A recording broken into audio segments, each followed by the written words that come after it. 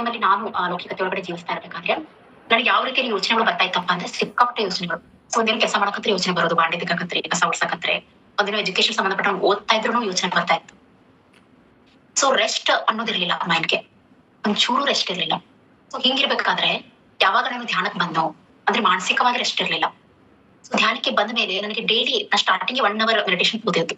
So ತುಂಬಾ ಜನ 5 ನಿಮಿಷ 10 ನಿಮಿಷ ಕೊಡ್ತಾರೆ, ಕೆಲವೊಬ್ರು 3-4 ಗಂಟೆ ಕುಂತವ್ರು ಇದ್ದಾರೆ ಸ್ಟಾರ್ಟಿಂಗು. ಅಂದ್ರೆ ಅವ್ರ ಸಮಸ್ಯೆ ಮೇಲೆ ಡಿಪೆಂಡ್, ಅವ್ರಿಗೆ ಎಷ್ಟು ಸಮಸ್ಯೆ ಇರುತ್ತೋ ಪ್ರಮಾಣ ಅದ್ರ ಮೇಲೆ ಅವ್ರು ಕೂತ್ಕೋತಾರೆ ಆ ಧ್ಯಾನಕ್ಕೆ. ಸೊ ನನಗೆ 1 hour ಕೂತ್ಕೋಬೇಕಂತ ಅನಿಸ್ತು, ಕೂತ್ಕೋಕ್ ಸ್ಟಾರ್ಟ್ ಮಾಡಿದೆ.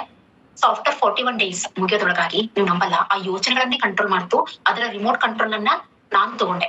ಯೋಚನೆಯ ರಿಮೋಟ್ ಕಂಟ್ರೋಲ್ ನಂಗೆ ಸಿಕ್ತು ಧ್ಯಾನದಿಂದ. ಆಗ ನಾನು ಮಾಡಿದ್ರಷ್ಟೇ ಬರುವ ಯೋಚನೆ, ಇಲ್ಲಾಂದ್ರೆ ಬರಲ್ಲ. ಸೊ ಅಷ್ಟು ಕಂಟ್ರೋಲಿಂಗ್ ಪವರ್. ಈಗಾದ್ರೂ ಅಷ್ಟೇ ಸೊ ಯಾವುದೇ ಬೇಡವಾದ ಯೋಚನೆ ಬಂದ್ರು ಕೂಡ ಅವೇರ್ನೆಸ್ ಅಲ್ಲಿ ಇರ್ತೀನಿ. ಓಕೆ ಇದು ಯಾಕೆ ಬಂತು, ಓಕೆ ಯೋಚನೆ ಬರ್ತಾ ಇದೆ ನನ್ನ ಒಳಗಡೆ, ಸರಿ ತಿಳ್ಕೋಬೇಕಾಗಿದೆ. ಮೊದಲಿನಷ್ಟಿಲ್ಲ, ಈಗ ಎಷ್ಟೋ ಪ್ರಮಾಣ ಕಡಿಮೆ ಆಗ್ಬಿಟ್ಟಿದೆ. ಯಾಕಂದ್ರೆ ಒಂದು ಆಧ್ಯಾತ್ಮ ಅನ್ನೋದು ಅಂದ್ರೆ ಧ್ಯಾನ ಅನ್ನೋದು ಒಂದೇ ಒಂದು ಮಾನಸಿಕವಾಗಿನೂ ಕೂಡ ನಮ್ಮನ್ನ ಗಟ್ಟಿಯನ್ನಾಗಿ ಮಾಡುತ್ತೆ. ಆ ಬೇಡವಾಗಿರೋ 1000 ಯೋಚನೆ ಕಸನ ಎತ್ತಿ ಬಿಸಾಕತ್ತೆ ಹೊರಗಡೆ.